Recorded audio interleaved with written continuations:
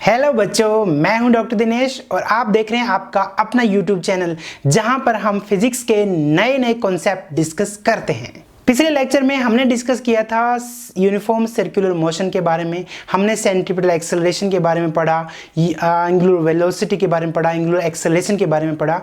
आज हम उन्हीं से रिलेटेड न्यूमेरिकल प्रॉब्लम सॉल्व करने वाले हैं। तो चलिए बिना देरी के आगे बढ़ते हैं। आप न्यूमेरिकल प्रॉब्लम को आसानी से कैसे सॉल्व कर सकते हैं, इसके लिए मैंने अलग से एक वीडियो बनाया हुआ है। अगर आपने वो वीडियो नहीं देखा है तो अभी जाएं और उस वीडियो को देखें। तो बच्चा लोग, चलिए हम न्यूमेरिकल प्रॉब्लम सॉल्व करने की तरफ बढ़ते हैं। हमारा पहला न्यूमेरिकल प्रॉब्लम है, a particle moves in a circle of radius 20 centimetre with a linear speed of 10 metre per second, find the angular velocity. यानी आपको क्या दे रखा है, आपको एक दे दिया रेडियस, ठीक है, रेडियस है आपका 20 सेंटीमीटर, ठीक है, और दूसरी चीज आपको लीनियर वेलोसिटी दे दी, यानी स्पीड 10 मीटर पर सेकेंड, ठीक है। ध्यान से देखिए, ये सेंटीमीटर है और ये मीटर है, तो इसको भी हम सेंटीमीटर में, एक मीटर में 100 सेंटीमीटर होते हैं, तो 1000 सेंटीमीटर पर सेकंड हो गया, ठीक है। हमारा लीनियर स्पीड हमें निकालनी क्या है, निकालनी है ओमेगा, ठीक है। हमको लीनियर वेलोसिटी निकालनी है और आर और वी दी हुई है। तो देखिए, एज आपको पता है कि ओमेगा किसके बराबर होता है, वी किसके बराबर होता है, वी इज आर ओमेगा, ठीक है, और ओमेगा किसके बराबर, वी बाय आर। अब एक चीज जो शायद मैं बताना भूल गया हूं कि ओमेगा की यूनिट क्या होगी, यूनिट ऑफ ओमेगा। देखिए, ओमेगा की जो यूनिट होगी, जिस तरह से वेलोसिटी, जो लीनियर वेलोसिटी होती है, उसकी यूनिट तो मीटर पर सेकंड होती है, ऐसा यूनिट की बात करें, या सेंटीमीटर पर सेकंड अगर सीजीएस यूनिट की बात करें। तो अगर ओमेगा की बात करें, ओमेगा था आपका D theta by D T. अब थीटा तो एंगल है, एंगल को हम रेडियन में मापते हैं, तो रेडियन को आर ए डी से दिखाते हैं, और टाइम को सेकंड में, तो यूनिट क्या होगी, रेडियन पर सेकंड।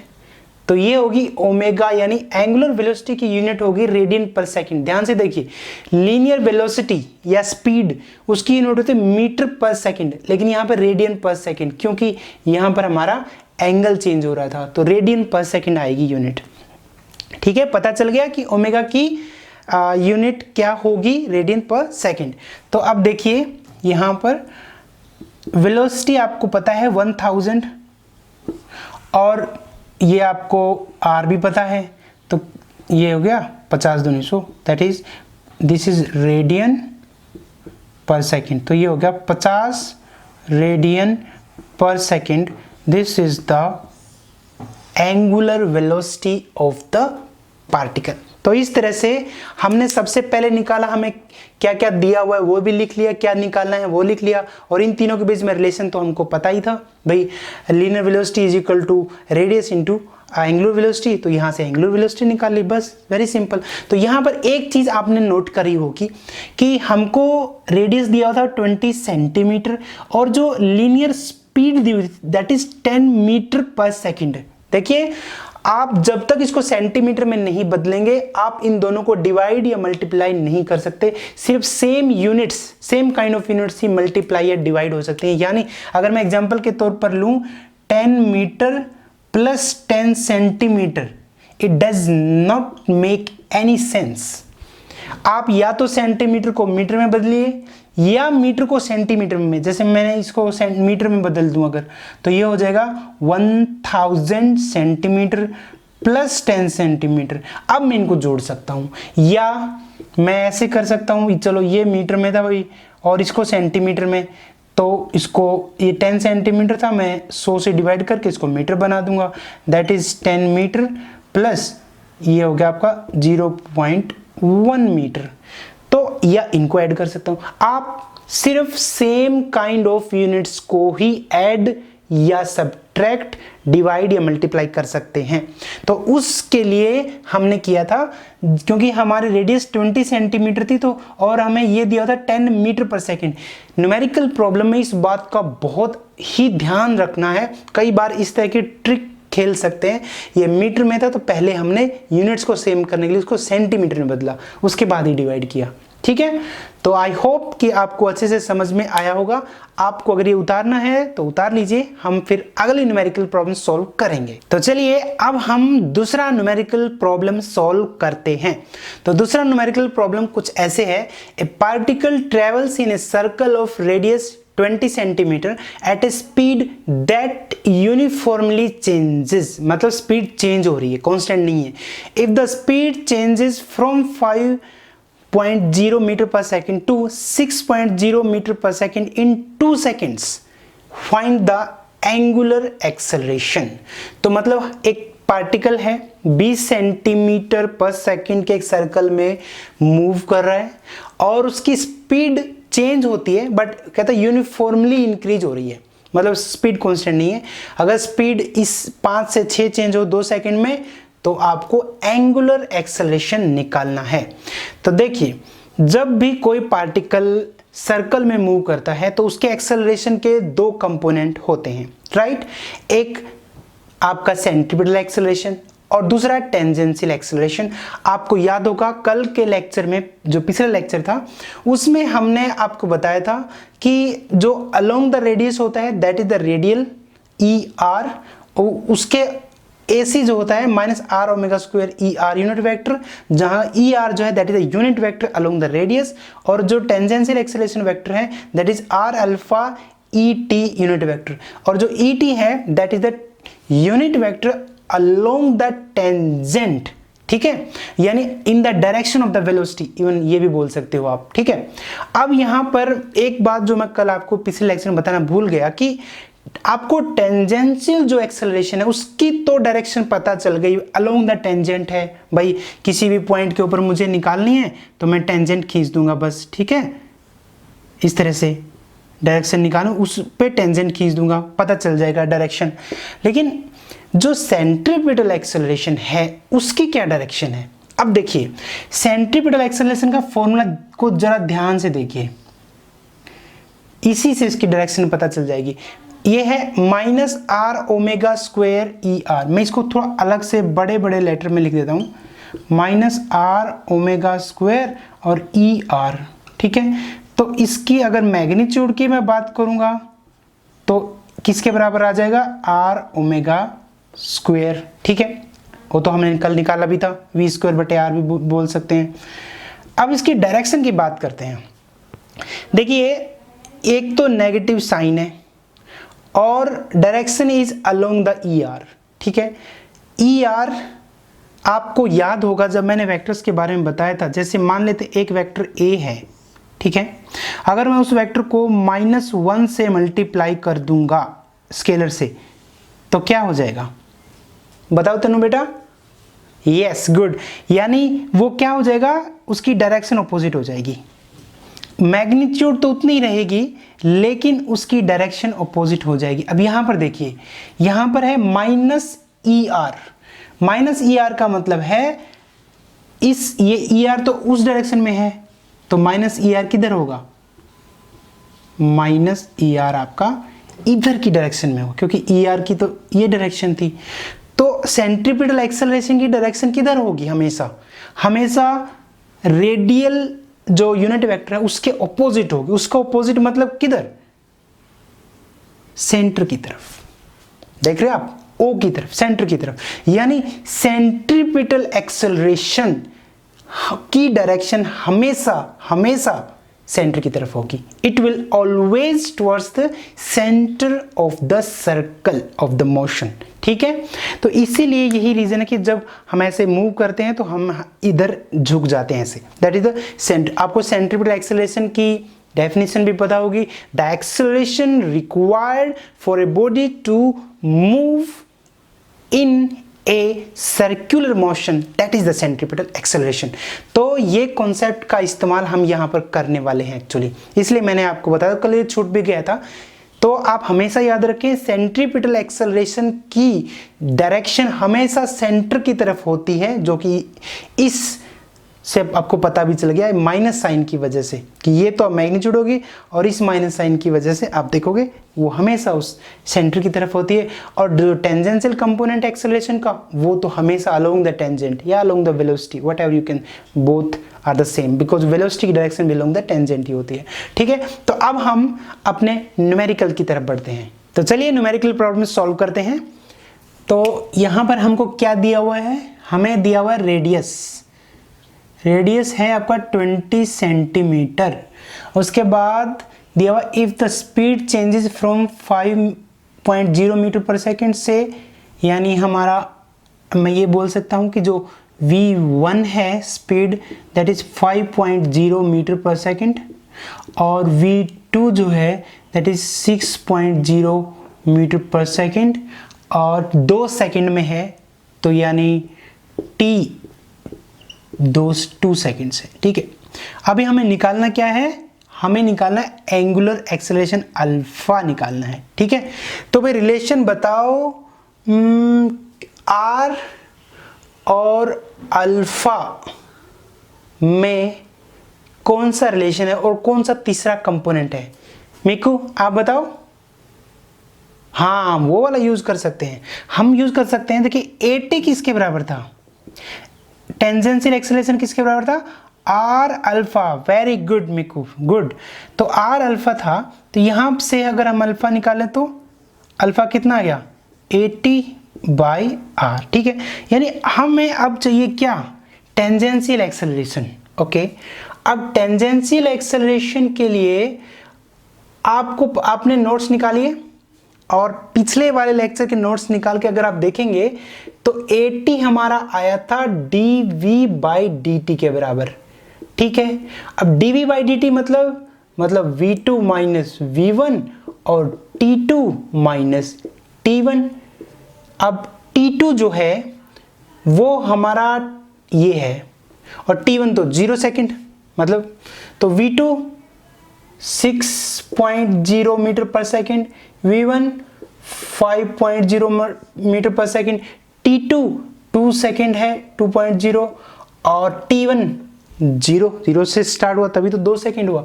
तो ये एक्सेलरेशन और a dv/dt है, तो ये हो जाएगा मीटर, आपका मीटर यूनिट है मीटर पर सेकेंड स्क्वायर। ध्यान से देखिए ये सेंटीमीटर है और ये मीटर है, तो 6 और 5 गया, 1 बच गया, 1.0 divided by 2.0 and this is 0.5 metre per second square. ये आ गया हमारा 80, दैट इज टेंजेंशियल एक्सेलरेशन। इसकी वैल्यू यहाँ पर रख दो, तो अगर मैं इसकी वैल्यू रखूंगा तो अल्फा किसके बराबर आ जाएगा 0.5 मीटर पर सेकेंड स्क्वायर, और अगर मैं उसको सेंटीमीटर में बदल लूँ तो 100 से मल्टीप्लाई कर दूंगा, ये हो जाएगा इतना सेंटीमीटर पर सेकेंड स्क्वायर। ठीक है, और जो आर है आपका दैट इज 20 सेंटीमीटर, और भाई इनको डिवाइड कर लो, आ गया अल्फा आपका। अब आप इस प्रॉब्लम में एक बात सोच रहे होगे, पता नहीं मैं सोच रहा हूं, शायद आप भी सोच ही रहे होगे कि भाई हमारा सेंट्रीपिटल एक्सेलरेशन का क्या हुआ, हमने उसका कहीं जिक्र नहीं किया। क्या सेंट्रीपिटल एक्सेलरेशन यहां पर 0 है? बिल्कुल भी नहीं, सेंट्रीपिटल एक्सेलरेशन 0 हो ही नहीं सकता। अगर सर्कुलर मोशन है तो सेंट्रीपिटल एक्सेलरेशन तो होगा ही होगा v²/r, लेकिन हमने उसको कंसीडर नहीं किया। क्यों? क्योंकि हमारी जरूरत नहीं पड़ी। भाई हमारा अल्फा आ गया 80/r और हमें निकालना चाहिए था सिर्फ 80, r तो हमारे पास था ही, और 80 dv/dt के बराबर है, तो AC है। Centripetal acceleration is always present when we are considering the motion in a circle। तो यहाँ पर हमने सिर्फ इसलिए कंसीडर नहीं किया क्योंकि हमें उसकी ज़रूरत ही नहीं पड़ी। तो अगर मैंने ज़रूरत नहीं पड़ी तो इसका मतलब आप ये मत समझिए कि मैंने AC को 0 मान लिया, जी नहीं, मैंने इसको सिर्फ इसलिए नहीं निकाला क्योंकि इसकी हमें ज़रूरत ही नहीं पड़ी। ठीक है, तो आप इसको उतार लीजिए, मैं इसको मिटा देता हूँ। तो इस तरह से हम एंगुलर एक्सेलरेशन निकाल सकते हैं। आप इसको उतार लीजिए, फिर मैं इसको मिटाने वाला हूं। मुझे उम्मीद है कि आप ये न्यूमेरिकल प्रॉब्लम साथ साथ में उतार रहे होंगे। इससे आप इन नोट्स से आपको बहुत हेल्प मिलेगी और आप अपनी खुद के न्यूमेरिकल प्रॉब्लम जब सॉल्व करोगे तो उस टाइम आपको बहुत ज़रूरत पड़ेगी, क्योंकि बुक के अंदर जब न्यूमेरिकल सॉल्व तो दिखा रखे हैं लेकिन वो थोड़ी कॉम्पैक्ट फॉर्म में होते हैं। मैं उनको खोल खोल के बताता हूँ, एक एक चीज़ समझाता हूँ ताकि आपको समझ आए कि एक्चुअली हो क्या रहा है। तो देखिए अगली न्यूमेरिकल प्रॉब्लम है, find the magnitude of the linear acceleration of A particle moving in a circle of radius 10 centimeter with uniform speed completing the circle in 4 second. यानी आपको क्या बोलता है कि एक पार्टिकल है, उसका लीनियर एक्सेलरेशन निकालना है, यानी a निकालना है। ठीक है भाई, कब? एक सर्कल में है और जिसकी रेडियस, आप एक सर्कल में मूव कर रहा है जिसकी रेडियस उसने दे रखी है 10 सेंटीमीटर, और दूसरी जो चीज दे रखी है वो यूनिफॉर्म स्पीड के साथ कर रहा है, लेकिन कितनी स्पीड वो हमको नहीं दी हुई, लेकिन ये बता रहा कि वो completing the circle in 4 second, यानी सर्कल को 4 सेकेंड में कंप्लीट करता है। ओके, यानी completing the circle in 4 second, यानी हमको क्या टाइम पीरियड दे दिया। फिर ये तो भाई एक हमने कल भी डिस्कस किया था, मान लो यहां से स्टार्ट होता है वापस यहीं पे आता है, यानी एक सर्कल पूरा होने में जितना टाइम लगेगा उसको क्या बोलते हैं? Time period. हमको 4 सेकंड टाइम पीरियड पता है, आर पता है, हमको निकालना है linear acceleration. Okay, linear acceleration मतलब सेंट्रीपिटल एक्सेलरेशन निकालना है। अब देखिए सेंट्रीपिटल एक्सेलरेशन एक्चुअली निकालना है आपको, ठीक है। उसका फॉर्मूला किसके बराबर होता है? v² अपॉन r के बराबर होता है, ठीक है, या r ओमेगा स्क्वायर भी बोल सकते हो, जो भी आप बोलो। अब मुझे यहां पर वेलोसिटी चाहिए। वेलोसिटी किसके बराबर होती है? वेलोसिटी होती है distance covered divided by total time, ठीक है। देखिए जब वो एक सर्कल पूरा करता है तो टोटल टाइम तो कितना है? 4 सेकंड। और टोटल डिस्टेंस कितनी कवर करता है? जब सर्कल पी से चला पार्टिकल और वापस पी पे ही आ गया तो कितना उसने डिस्टेंस कवर किया? वेरी गुड छोटो, उसके सरकमफेरेंस के बराबर 2 पाई और r यानी रेडियस, दैट इज 10 सेंटीमीटर। तो ये हो गया आपका 10 दूनी 20 और 20/4 पाई और सेंटीमीटर पर सेकेंड। 4 पंजे 20 हो गया, 5 पाई सेंटीमीटर पर सेकेंड। तो देखिए वेलोसिटी आ गई। वेलोसिटी की ये वैल्यू यहां पर रख दो, देयरफॉर आपका लीनियर एक्सेलरेशन कितना हो जाएगा? 5 पाई का स्क्वायर और डिवाइडेड बाय आर कितना है? आर तो आपको पता है 10 सेंटीमीटर, तो ये हो जाएगा सेंटीमीटर पर सेकेंड स्क्वायर। इसको आपको पाई को पता है 3.14, वैल्यूज को सिर्फ कैलकुलेट करना है और ये आ गया आपका लीनियर एक्सेलरेशन, या इसको बोल सेंट्रीपिटल एक्सेलरेशन। तो ये बहुत ही सिंपल था, बट थोड़ा घुमा रखा था क्वेश्चन को। आपको रेडियस दे रखा है और टाइम पीरियड दे दिया कि भाई 4 सेकंड में पूरा करता है, तो वहां से वेलोसिटी आप निकाल ही सकते हो सिंपल से। डिस्टेंस कितनी कवर करता है पूरे, जब घूम के आता है तो उसके सरकमफेरेंस तो 2 पाई r होता है। वो फॉर्मूला की मैंने पूरा एक लेक्चर बनाया हुआ, अगर आपने फॉर्मूला वाला लेक्चर नहीं देखा तो आप वहां पर जाकर देखें, और वो जितने भी फॉर्मूलाज हैं आप उनको नोट करें और अपने नोट करके दीवार पे चिपका दें या दरवाजे पर चिपका दें, ताकि आपको वो फॉर्मूला याद करने में इजी हो, क्योंकि अगर वो फॉर्मूला इजीली याद होंगे तो आपको न्यूमेरिकल प्रॉब्लम सॉल्व करने में बहुत आसान रहेगा। तो वेलोसिटी निकाल ली, यहाँ से वेलोसिटी निकाल के इस फॉर्मूले में रख दी, बहुत आसान है।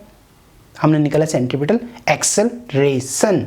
तो चलिए बच्चा लोग हम एक और न्यूमेरिकल प्रॉब्लम सॉल्व करते हैं। देखिए ये क्या है कि an insect trapped in a circular groove मतलब किसी तरह का एक खांचा बोल सकते हैं आप, of radius 12 centimetre, moves along that groove steadily and completes 7 revolution in 100 second. मतलब कहता है कि कोई ऑब्जेक्ट है, मतलब वो इंसेक्ट, वो एक इस तरह के सर्कुलर ग्रूव में फंसा हुआ है, आप बोल सकते हो सर्कुलर पाथ में मूव कर रहा है, जिसकी रेडियस 12 सेंटीमीटर है, और कहता है कि वो 7 रेवोल्यूशन पूरा कर लेता है 100 सेकंड के अंदर। हमें निकालना है एक तो ओमेगा, फिर निकालना है हमको लीनियर वेलोसिटी, और बी में है इज एक्सेलरेशन वेक्टर एक कांस्टेंट वेक्टर, और अगर उसकी मैग्नीट्यूड निकालिए। देखिए क्या क्या दे रखा है हमको। हमें सबसे पहले दे रखा है 12 सेंटीमीटर आर, रेडियस हमको पता है। उसके बाद हम टाइम पीरियड निकाल सकते हैं। टाइम पीरियड क्या होता है मिक्कू आप बताओ? हाँ वेरी गुड, टाइम पीरियड मतलब एक रेवोल्यूशन पूरा करने में कितना टाइम लगता है, यानी 7 रेवोल्यूशन पूरा करने में तो लगे थे 100 सेकंड, तो एक में कितना 100/7, ये टाइम पीरियड हो गया। हमको आर पता है, टी पता है, ओमेगा निकालना है। तो ओमेगा निकालने के लिए ओमेगा किसके बराबर होता है? Omega is equal to 2π/t। अब t तो आपको पता है 2π/t, ये 1/t उल्टा कर दो मल्टीप्लाई करने के लिए 100/7, और ये हो जाएगा रेडियन पर सेकेंड। ठीक है, इसको अगर आप सोल्व करोगे तो ये आएगा 0.44 रेडियन पर सेकेंड। अब इसी में आपको v भी निकालना है, that is the linear velocity. अब देखिए लीनियर वेलोसिटी कैसे निकली। लीनियर वेलोसिटी v तो किसके बराबर, r ओमेगा के बराबर होता है। r किसके बराबर है? r तो 12 सेंटीमीटर आपको पता ही है। ठीक है, ओमेगा अभी निकाला है 0.44, तो ये हो जाएगा metre per second. Simple, v is equal to r omega. अच्छा ये भी आ गया। अब बी पार्ट की बात करते हैं। बी पार्ट में कहता है कि is acceleration vector a constant vector. अब देखिए एक्सेलरेशन कांस्टेंट, एक्सेलरेशन की बात नहीं हो रही है, एक्सेलरेशन वेक्टर की बात हो रही है। जब भी कोई पार्टिकल सर्कल में मूव करता है तो भाई उसकी रेडियस तो कांस्टेंट होती है। ठीक है, उसकी जो रेडियस है, सॉरी वेलोसिटी है उसकी, वो तो कांस्टेंट होती है। और उसका हम लीनियर एक्सेलरेशन की बात करें तो जो हमका सेंट्रीपिटल एक्सेलरेशन है उसकी मैग्नीट्यूड तो किसके बराबर होती है? वी.आर। अब क्योंकि वेलोसिटी की डायरेक्शन चेंज हो रही है और एक्सेलरेशन तो वेलोसिटी के ऊपर ही डिपेंड करता है, तो जो एक्सेलरेशन है वो एक कांस्टेंट वेक्टर तो नहीं हो सकता क्योंकि वेलोसिटी चेंज हो रही है। तो ये इसका जवाब है नहीं, acceleration vector is not a constant vector. अगर हमको उसकी मैग्नीट्यूड निकालनी हो तो that is AC is v²/r। v आपने अभी निकाला है, यहाँ से जो v आएगा वो रख दो। r आपको पता ही है कितना, 12 सेंटीमीटर, तो आ गया ना हमारा सेंट्रीपिटल एक्सेलरेशन। तो इस तरह से आप न्यूमेरिकल प्रॉब्लम सॉल्व कर सकते हैं। मैंने 4 न्यूमेरिकल प्रॉब्लम सॉल्व आपको करके दिखाई है, और भी बहुत सारी numerical problem solve unsolved different books में होती हैं, कॉम्पिटिटिव एग्जाम की बुक में भी होती है। आप उनको सोल्व करने की कोशिश कीजिए। अगर आपको किसी भी पॉइंट पर न्यूमेरिकल प्रॉब्लम या थ्योरी में भी किसी प्रकार की दिक्कत आती है, देन आप बेझिझक होके मुझसे अपने डाउट्स पूछ सकते हैं। आप ये मत सोचिएगा कि आप, मैं सोचूंगा कि क्या स्टूपिड डाउट है। Doubt is a doubt, how much stupid it may be. आप बिल्कुल भी हिचकिचाना नहीं है, डरना नहीं है, आप बेफिक्र होके एकदम बिंदास होके पूछ सकते हो। मुझे बिल्कुल भी किसी प्रकार का बुरा नहीं लगेगा। अगर आप मुझे डाउट्स पूछोगे तो मुझे भले अच्छा ही लगेगा। तो इसी के साथ हमारा आज का लेक्चर हम यहीं पर कंप्लीट करते हैं। अगले लेक्चर में हम 2 वेक्टर्स का डॉट प्रोडक्ट और क्रॉस प्रोडक्ट के बारे में पढ़ेंगे, यानी स्केलर प्रोडक्ट और वेक्टर प्रोडक्ट के बारे में। तो वो लेक्चर देखना मत भूलिएगा। अगर आपको हमारी फिजिक्स लेक्चर की वीडियोस अच्छी लगें तो आप अपने क्लासमेट्स के साथ, अपने दोस्तों के साथ जरूर शेयर कीजिएगा। तो अगले लेक्चर तक अपना ख्याल रखें, अपने परिवार का ख्याल रखें, और हाँ, हमारे चैनल को सब्सक्राइब करना बिल्कुल मत भूलिएगा।